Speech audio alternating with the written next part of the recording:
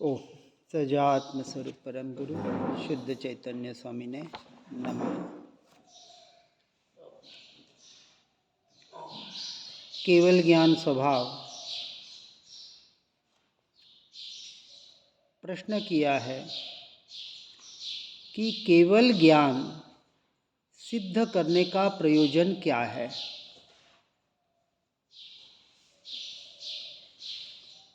जैसे हमने सुना पढ़ा, व्यवहार की अपेक्षा से ज्ञान के 5 भेद बताए: मति, श्रुत, अवधि, मनपर्यव और केवल ज्ञान। और यह भी हम सुनते हैं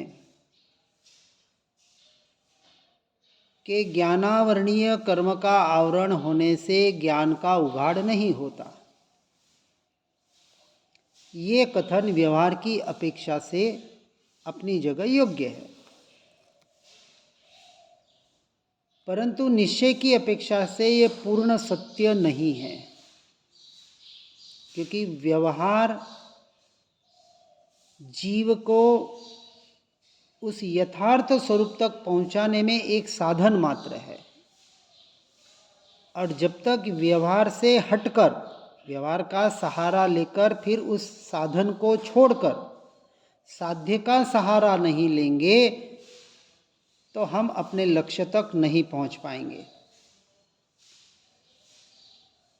तो यहाँ कहते हैं सत्य यह है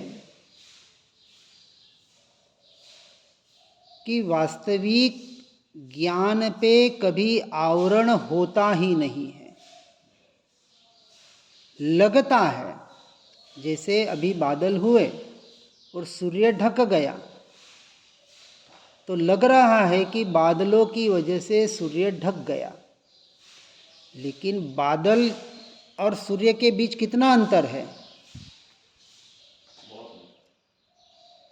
लाखों अरबों किलोमीटर जितना भी होगा, इतना दूर सूर्य है। तो क्या बादल सूर्य को ढक सकते हैं? तो व्यवहार की अपेक्षा से तो कथन होगा कि आवरण आ गया, अब सूर्य पे आवरण आ गया तो सूर्य नहीं दिख रहा है। लेकिन सूर्य के तेज में, सूर्य के प्रकाश में, सूर्य के पूरा जो जो जैसा था वो तो वैसा का वैसा है।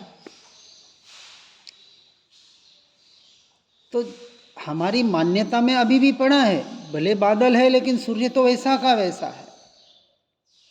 जब निश्चय की अपेक्षा से हम कथन पढ़ रहे हैं, सुन रहे हैं कि कर्म पुद्गल के परिणाम है और कर्म आज दिन तक मुझे छुए तक नहीं, तो जब कर्म मुझे छुए तक नहीं तो क्या कर्म मुझे आवरण कर सकते हैं? अब श्रद्धान का विषय क्या होगा? व्यवहार और श्रद्धान निश्चय का विषय है। तो व्यवहार का कथन की अपेक्षा से कहीं उसका विरोध नहीं है। इसलिए केवल ज्ञान स्वभाव सिद्ध करने का प्रयोजन यही है कि हे जीव, अपने श्रद्धान में इस बात को पक्का कर कि आज दिन तक मेरा जो ज्ञान है, किसी की ताकत नहीं कि उस ज्ञान को कोई ढक सके, उस ज्ञान से कुछ, उस ज्ञान में कुछ बढ़ा सके या उस ज्ञान में कुछ घटा सके। किसी की ताकत नहीं है, मेरी भी नहीं है। मेरा ज्ञान प्रकट करने की ताकत मुझ में है, लेकिन उस ज्ञान में कुछ हेरबदल करने की ताकत किसी जीव में, इस संसार में किसी की नहीं है, न मेरी, न परमात्मा की, न और किसी की, कि अपने गुणों में कुछ घट-बढ़ कर सकूं, कुछ फेरबदल कर सकूं। तो जैसा का तैसा परिपूर्ण अनादि अनंत तत्व है और है सो है, इसका स्वीकार करने में, इसका श्रद्धान करने में हमें कितनी मेहनत करनी पड़ रही है। ज्ञान स्वभाव ही आत्मा, ये बोलने से थोड़ी होता है। ये बोलना तो बहुत सहज लगता है, सुनना बहुत अच्छा लगता है। यहाँ श्रद्धान की चर्चा चल रही है, सम्यक दर्शन की अपेक्षा से ज्ञान स्वभाव की चर्चा चल रही है। ये तो बचपन से हम सुन पढ़ रहे हैं, इसलिए लगता है ये क्या है, ये तो रोज सुन रहे हैं, रोज पढ़ रहे हैं। लेकिन जीव साधना नहीं कर पा रहा है, और साधना किसे कहा? साधक जीव को साधना उस परिणमन का नाम है कि जिसे अपने आत्मा के अलावा अन्य कहीं रुचि न हो। एक आत्मा की ही रुचि, अब मुझे अपने स्वभाव के अलावा जब मैं ऐसा हूँ अब उसे पर्याय में देखना है। ये तो निश्चय का कथन हो गया। अब पर्याय में टंटोलना है अपने आप को कि पर्याय में परिणमन कैसा चल रहा है, स्वभाव रूप चल रहा है कि विभाव रूप चल रहा है। स्वभाव रूप परिणमन वाला क्या संसार में और संसारियों के संग में रहेगा? क्या संसारियों के साथ इधर उधर की चर्चाएं करेगा? अब उसके चर्चा का भी विषय एक ही होगा, स्वभाव। उसने स्वभाव को स्वीकार किया। अब पर्याय में देखना बराबर। ये तो ठीक है, सुन रहे हैं, आत्मा हो परमात्मा हो, स्वभाव है, शुद्ध है, त्रिकाल शुद्ध है, बोल रहे हैं, पढ़ रहे हैं, सुन रहे हैं, लेकिन श्रद्धा नहीं हो पा रहा है। तो श्रद्धा के ये लक्षण बताए। सम्यक दृष्टि को, अब लक्षण देखना सम्यक दृष्टि का। संसार के प्रति औदासीन्य वृत्ति होती ही होती है। उदासीनता, उदास नहीं, उदास और उदासीन। उदास होके तो जीव आत्महत्या कर लेते हैं। उद आसीन, उद यानी ऊंचा, ऊंचा आसन। और ऊंचा आसन कौन सा? अपना स्वभाव सर्वोत्कृष्ट आसन, ऊपर का आसन। इससे ऊंचा आसन और कोई इस संसार में नहीं। वो सिद्ध शिला भी इसके आगे फीकी, स्वभाव के आगे। हाँ, वो भी अपना आत्म स्वभाव। इस आसन पर बैठ जाऊंगा, अपने स्वभाव के आसन पर, तो सब कुछ काम अपने आप हो जाएंगे। वो पर्याय में सम्यक दर्शन होना, पर्याय में केवल ज्ञान होना, मुनि दशा आनी, केवल ज्ञान होना, और सिद्ध दशा की पर्याय प्रकट होनी, ये क्योंकि ये सारे पर्याय के परिणमन हुए। और किसके आश्रय से? तो एकमात्र स्वयं के स्वभाव के आश्रय से। इतना सर्वोत्कृष्ट साधन हमें गुरु महाराज, हमारे शास्त्रों के द्वारा हमें प्राप्त हो गया, फिर भी हम दूसरे आसन ढूंढ रहे हैं। आसन यानी पद भी होते हैं, पद, प्रतिष्ठा, मान, जीव बाहर बाहर खोज रहा है। और इसलिए ये जो जीव का लक्षण, जो केवल ज्ञान, केवल मात्र ज्ञान ज्ञान ज्ञान, जब इतना बार बार जोर दिया जा रहा है, अब विचार करें हम ज्ञान की साधना कितनी कर रहे हैं। ये विचार करना है, मैं खड़ा कहाँ हूं। अब पर्याय का विचार करना है। अब द्रव्य को रखो बाजू, ठीक है, पर्याय की अपेक्षा से मेरा गुणस्थानक कौन सा है? गुणस्थानक क्या है? थर्मामीटर ही तो है कि आपकी अभी अवस्था क्या है। जब 14 पूर्व का क्षोभम ज्ञान वाला भी सम्यक दृष्टि नहीं बन सकता, यदि आत्मा का ज्ञान नहीं है तो। मुनिव्रत धार अनंत बार, मुनिव्रत धारण करने वाला भी सम्यक दर्शन को, निश्चय सम्यक दर्शन आत्मानुभूति की बात चल रही है, जो मोक्ष का कारण है। तो इस बात को बराबर समझना है। इसलिए बार बार स्वभाव, इसलिए वस्तु साहवो धम्मों का धर्म क्या है कि वस्तु का जो स्वभाव है उसको स्वीकार करके उसमें लीन हो जाना। और देखो, 5 द्रव्य जो अजीव है अपने अपने स्वभाव से ही परिणमित हो रहे हैं, नियम से। एक जीव ही पदार्थ ऐसी है कि जो अपने स्वभाव के विपरीत परिणमन हो रहा है। तो ऐसा क्यों? अब प्रश्न यही आता है।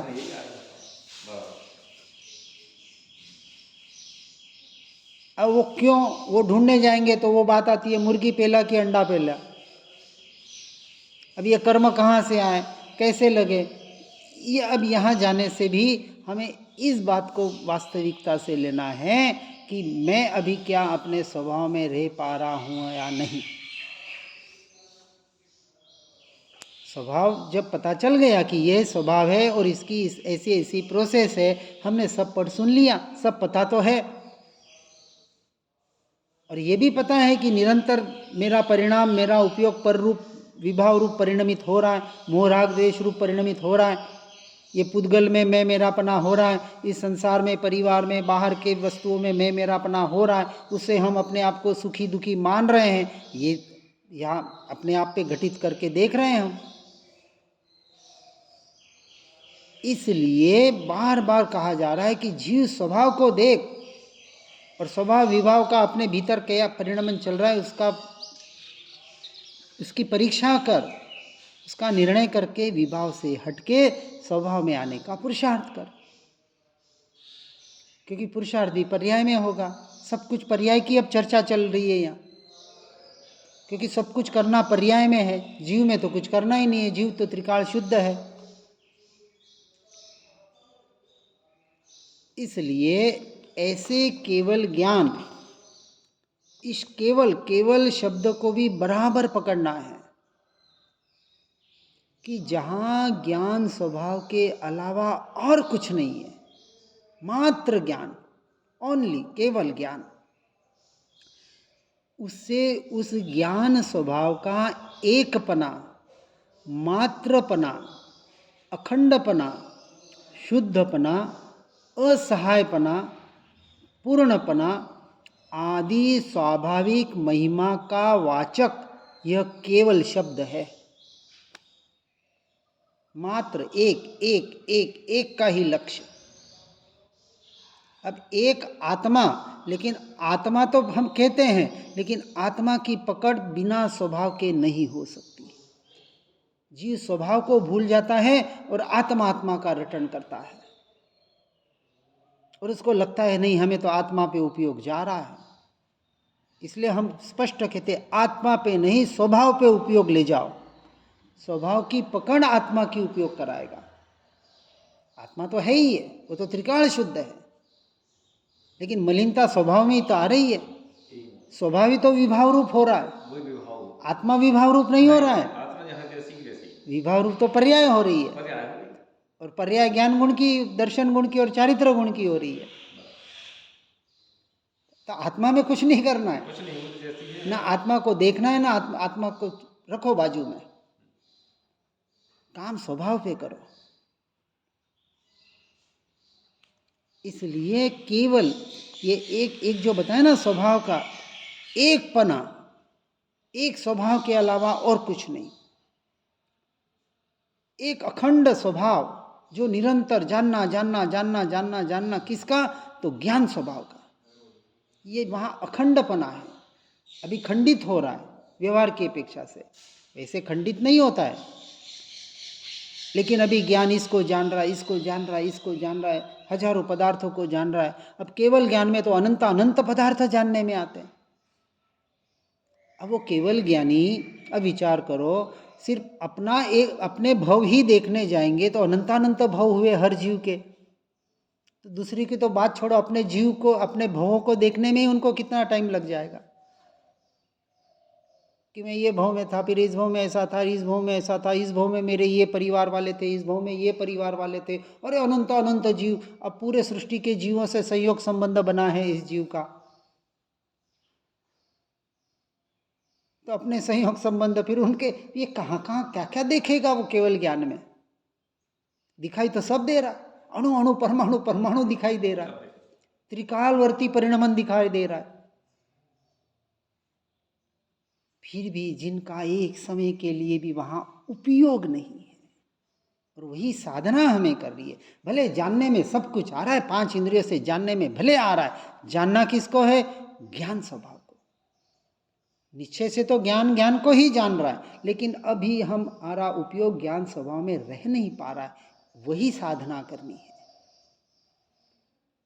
यही साधना है, और ज्ञान ही साधन है, बाकी सब भूल जाओ। देवगुरु शास्त्र को भी भूलना पड़ेगा। अखरता है ये बात, उनको कैसे भूले? तो मत भूलो, अपने आप को भूल जाओ, क्योंकि उपयोग ज्ञान स्वपर प्रकाशक है, उपयोग स्वपर प्रकाशक नहीं है। ज्ञान एक ही समय में दो वस्तु को जानता है, उपयोग एक ही समय में दो जगह नहीं रहता है। स्व भी जानने में आ रहा है और पर भी ज्ञान में झलक रहा है। केवल ज्ञानी है कि सब झलक रहा है। हमारे भी ज्ञान में 5 इंद्रियों से जितनी अभी इसकी योग्यता है उतना तो झलक रहा है, लेकिन उपयोग आपका का कहाँ है? पुरुषार्थ सारा इस उपयोग का करना है। इस उपयोग का नाम ही तो ध्यान है। हम कहते तेरा ध्यान कहाँ है ना? ध्यान से चलो, ध्यान से खाओ, ध्यान से पियो, हर चीज़ ध्यान से करो। तो ध्यान से ही कर रहे हैं, तो ध्यान हो रहा है कि नहीं? तो उपयोग, जहाँ उपयोग जा रहा है उसका नाम ध्यान है। पर में जा रहा है तो ध्यान पर का हो रहा है, सीधी बात है। और स्व में उपयोग चला जाएगा तो ध्यान स्वभाव का हो जाएगा, आपका धर्म ध्यान घटित हो जाएगा। ज्ञान तो अपना काम कर ही तो उपयोग जो पर में जा रहा है उसको कहा आर्द्र रौद्र ध्यान, और जो उपयोग स्व की ओर जा रहा है उसे कहा धर्म ध्यान। वह शुक्ल ध्यान तक पहुंचाएगा, ये धर्म ध्यान। वो तो बहुत बड़ी बात होगी। तो कहाँ बहुत बड़ी बात है? सबसे शुरुआत तो यहीं से करनी है। बड़ी बात तो उसको कहेंगे कि बहुत, वो तो शुक्ल ध्यान तक पहुंचना ये बड़ी बात है, लेकिन धर्म ध्यान से शुरुआत होगी ना। और ध्यान कहाँ से होगा? कि उपयोग को अपने ज्ञान स्वभाव में लगाना है, यहाँ से ध्यान की शुरुआत हो गई। तो भेद ज्ञान ही प्रारंभिक अवस्था का ध्यान है। हाँ, कि उपयोग जो ये भाव मन पर की ओर जा रहा है उसे मन के ही द्वारा अपने जानन जानन जानन स्वभाव में लाने का प्रयास करना, इसी का नाम प्रारंभिक अवस्था का ध्यान है। वो ध्यान की दशा अपने आप बाद में आएगी। जो सच्चा ध्यान, अभी ठीक है व्यवहार से हम सामायिक में ध्यान चिंतन वगैरह करते हैं, उसका अभ्यास करते हैं, उसका कोई निषेध नहीं है। अब इस अपेक्षा से इस बात को इतना, ये केवल ज्ञान शब्द इतना ऐसा वैसा नहीं है। और केवल ज्ञान का अर्थ नहीं है कि तेरे गुणस्थानक का नाम ही केवल ज्ञान है। महाराज जी ने भी बताया ना परसों, केवल ज्ञान और केवल ज्ञान, एक तो केवल ज्ञान एक शब्द और केवल ज्ञान 2 शब्द। यहाँ हमारी अभी चर्चा चल रही है, जिस केवल ज्ञान तक पहुँचना है उसके लिए साधन केवल ज्ञान मात्र है। सीधा सा अर्थ, जब आप मात्र सिर्फ ज्ञान स्वभाव का आश्रय करेंगे, उसमें स्थिर हो जाएंगे, तो केवल ज्ञान आपसे दूर नहीं है। कितनी सीधी सी बात। अब इतनी बात जीव के समझ में आ जाए तो सारे उसके मतलब अशुभ से भी छूट जाए और शुभ से भी छूट जाए, एकमात्र शुद्ध की साधना रही। और वही सच्ची साधना मोक्ष मार्ग की साधना है। अब अंतिम प्रश्न देखते हैं, प्रकट ज्ञान का शुद्धपना, अखंडपना, पूर्णपना क्या है? स्पष्ट करो। तो अब शुद्धपना बता रहे हैं। प्रकट ज्ञान में नो कर्म, द्रव्य कर्म, भाव कर्म रूप मलिनता नहीं होती। जितना जितना ज्ञान प्रकट होगा, केवल ज्ञान में तो संपूर्ण अभाव हो जाता है, और यहाँ भी जितना जितना अपने ज्ञान स्वभाव की स्थिरता होती जाएगी उतनी उतनी, क्योंकि निश्चय से तो द्रव्य कर्म, भाव कर्म, द्रव्य कर्म, नो कर्म कर्मों ने आज दिन तक मुझे छुआ ही नहीं, इसलिए उसका अस्तित्व तो पूर्ण भिन्न ही है।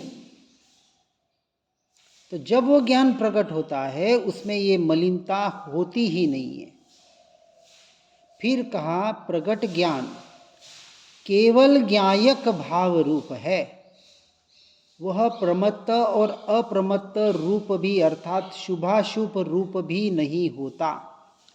ये समय सार की तीसरी या चौथी कुछ गाता है कि मैं प्रमत्त भी नहीं हूँ और अप्रमत्त भी नहीं हूँ, क्योंकि वहाँ भी भेद है, जहाँ भेद है वहाँ मैं नहीं हूँ, मैं तो अभेद तत्व हूँ।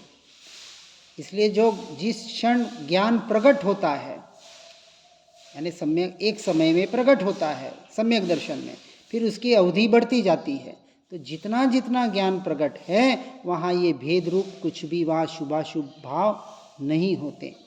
और तीसरी बात बताते हैं, प्रकट ज्ञान में ज्ञेयाकार परिणमन होने पर भी ज्ञेयकृत अशुद्धता नहीं होती।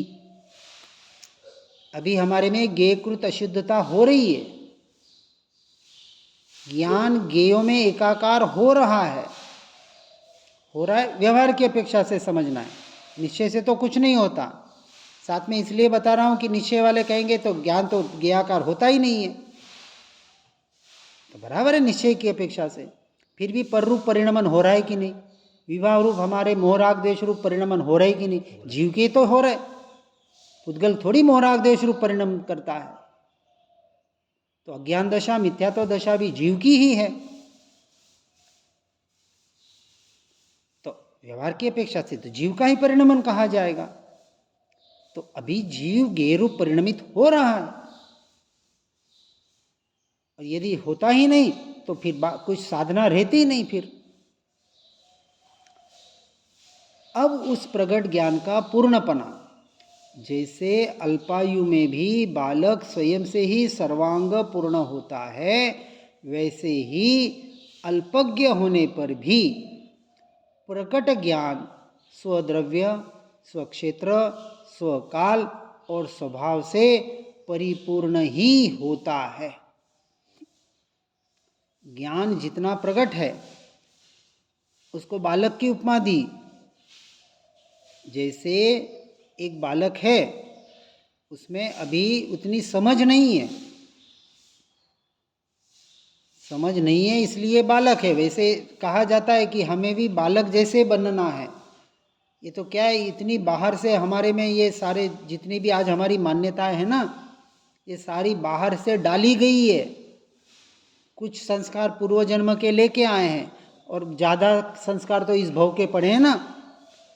मैं तारणपंथी हूँ, मुझे ऐसा करना चाहिए, मुझे वैसा करना चाहिए, समाज में ऐसा होता है उसको, ये सब हमारी मान्यता आई कहाँ से? इस भव की तो है, जो समाज में सुन रहे हमारे माता पिता ने जो संस्कार दिए, जैसे जैसे जिस क्या बोलते हैं उसके वातावरण में जीव पला बढ़ा, वैसे वैसे उसके संस्कार बने। आज करीबन जीव के संस्कार इस भव के ज़्यादा हैं, पूर्व भव के कम है। और किसी के पूर्व भव के ऐसे उदय से प्रकट हो जाए और इस भव के संस्कार निगलेक्ट हो जाए तो वो जीव त्वरित आगे बढ़ता है। इसलिए वो अगृहित मिथ्यात्व और गृहित मिथ्यात्व, गृहित का मतलब क्या, इस भव की मान्यताएं हमने इतनी ठसाठस भर रखी है कि कोई अच्छी मान्यता, अच्छा श्रद्धान का विषय भी मिल जाए तो जीव उसे स्वीकार नहीं कर पाता है, क्योंकि वो समाज ने और बाहर से इतनी वो मान्यता, मिथ्या मान्यता पक्की कर दी है कि वो सम्यक दर्शन की तरफ नहीं बढ़ पाता है। तरफ नहीं है पाता। हाँ, दोनों से छूटना है। अरे एक बार मैंने तो जितना देखा है यही कि अग्रहित एक बार छूट जाता है, लेकिन ग्रहित मिथ्या तो छूटना, ये मत संप्रदाय अपने आग्रह बहुत भारी पड़ता है। और तीसरी बात बताई अखंडपना प्रकट ज्ञान में। प्रकट ज्ञान में खंड खंड ज्ञेयाकार परिणमन होने पर भी प्रकट ज्ञान में खंडपना नहीं है।